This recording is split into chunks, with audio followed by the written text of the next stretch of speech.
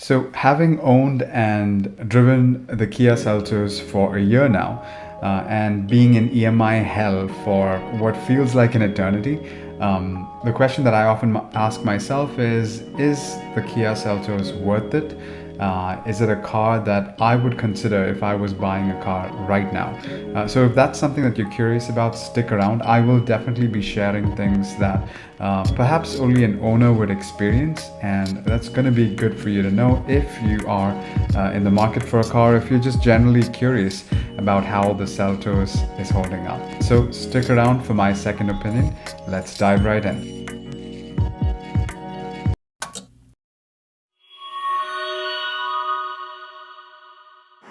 When I think of this mid-sized SUV, one word comes to my mind: handsome.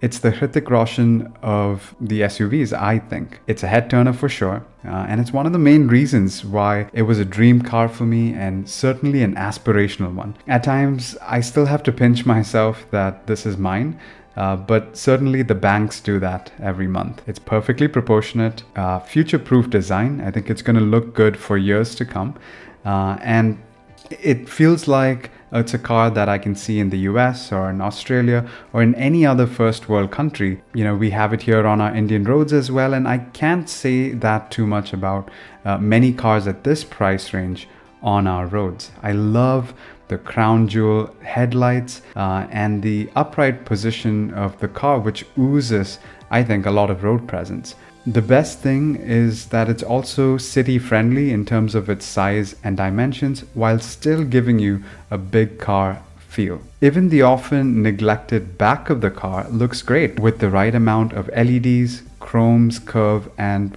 really a good finish overall. Nothing about the design sticks out like a sore thumb, and it's not overdone like some of the recent cars we've seen on the road. But just like our own superstar, this thing does not have a bad angle. Starting from 11 lakhs all the way to 22 lakhs, they have tons of models and variations to choose from.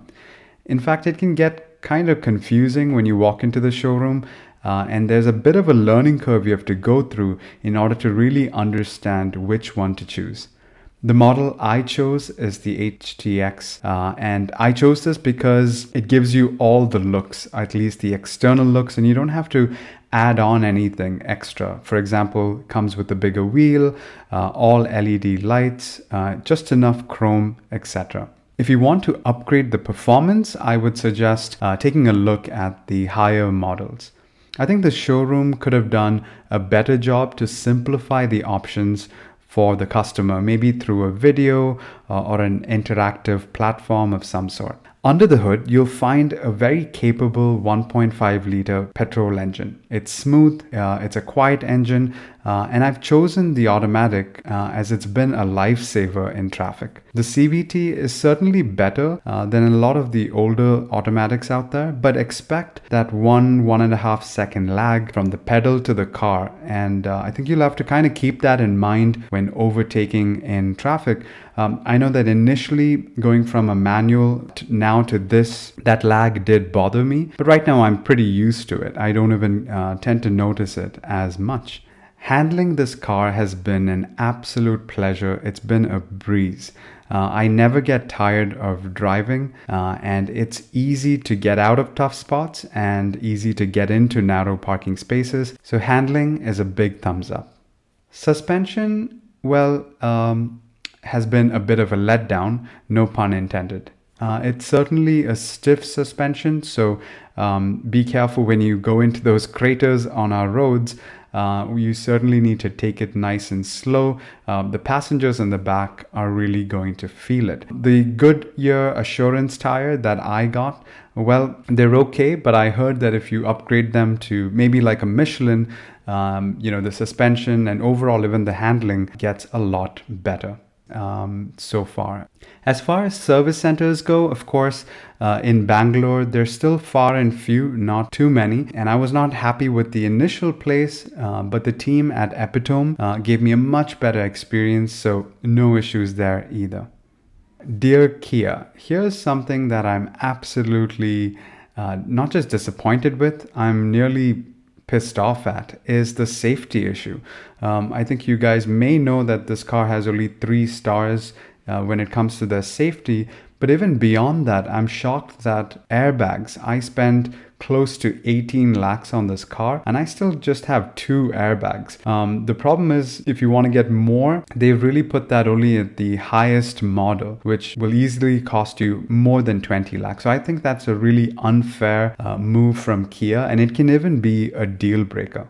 So it's a cold early morning, in fact, and it's slightly drizzling. So let's hop right in and let me talk about just the interiors of the car very quickly. Definitely love the push start, because you can see there's some animations that come up here, but that's about it. Okay, so a couple of things. One, I think I love the look of the cabin overall. The cabin feels premium. Once you're inside, you really get that new car feel. I really love everything about the look of the car. Just that dual color design. The seats are comfortable. I love these designs. They've been holding up pretty well, even though I was nervous about the color. But as you can see here, this is a hard plastic, and this one is more like leather again. So nice touch that gives a premium feel. These are all hard plastics. But like I said, I think the colors blend in well, and nothing looks cheap inside. So that's a huge plus right there. The steering wheel as well, I love the feel of it. It's a smooth leather stitching here, and at least this is available for this particular model. So very happy with the feel of the steering as well. This is something that, you know, 99% or even 100% of the time your hands are going to be here, so you want to get a good feel, and certainly it provides that smooth feel. I love the size, and of course you can fully adjust it here. You can push it in, you can pull it towards you, and up and down as well. So that's great. Speaking about these buttons, you know, all the buttons that you can typically see in a car, including everything that you need to control the side mirrors. Now, one huge issue here is that you'll only see at night, only this button's going to be having a light over here or backlit. Everything else, you just kind of have to memorize it. So that to me is absolutely ridiculous. I'm not sure why. You know, for example, coming to this system, you know, I definitely love the way they've integrated everything, this whole piano black finish. I feel like a lot of cars are doing that these days. But let me give you you know, just a quick look here. I'm not going to go through all the functionalities. Overall, you know, it does give you a lot of options to customize, but you know, practically speaking, I haven't used all of them. For example, you know, you have something like Smart Pure Air. I guess that's a nice touch. You know, it tends to purify the air over here. You guys can see the number here, but it's not a setting that I play around with, but it's possibly nice to have. But look at this, something called Sound Mood. This is one of those features that's just, you know, showing off to your friends kind of a thing. I think it's fairly interesting that they give you these party modes and stuff like that, where the LED lights over here, they're barely visible though. They tend to change color based on the song. I don't know why and when you would really require that. You can turn on, but they give you one light over here. So they couldn't put lights in all these essential buttons that you would need when driving at night, but then they give you random LED lights that'll dance to the tune. So go figure. The other issue is probably just the size of the sunroof. You know, it could have been bigger, but you know, not a major gripe. I'm okay with it either way. I don't plan to, you know, let any human go through that, so it's okay. But I think, you know, for at least the passengers, they could have gotten a better view. And yeah, I think the navigation takes a little while to understand, but overall you get a good feel. I love the smoothness of it. I never felt it was janky or cheap. The LED display overall, it's really well done. The touch, I have no complaints there. The other major issue I want to talk to you guys about is, let's go into the settings and the sound. Well, you know, I can go on talking about this, but in short, over here you can see these nice fancy features where you can position the sound. But once again, just practically speaking, it's only the front speakers that are really, really loud, they're effective, that are clear. The back speakers, you might as well chuck them out. I often have passengers asking me, Roshan, can you increase the volume? And I'm thinking it's already loud. Seriously? Until I sat in the back and I realized, wait, where's the sound coming from the back? The service center guys, the best thing they could tell me is just like that's how they've calibrated it. They've made the front really loud, and the back, they kind of admitted that it is weak. So really not sure what to do about it. If you have a Kia, this model, please let me know if you face something like that. If you've noticed that, you literally have to touch the speakers when you're sitting in the back to know that something's even coming out of it, if anything at all. So that to me is a huge minus, so something worth considering for you guys. Okay, I'm in the back seat now. Well, like I said, I'm 6 feet and I am sitting very comfortably.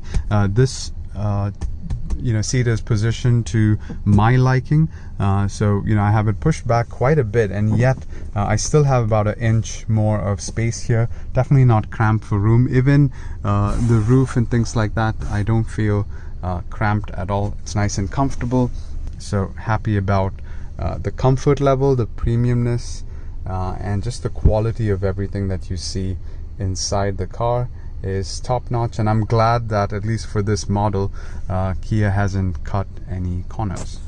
Oh, this is also another good feature.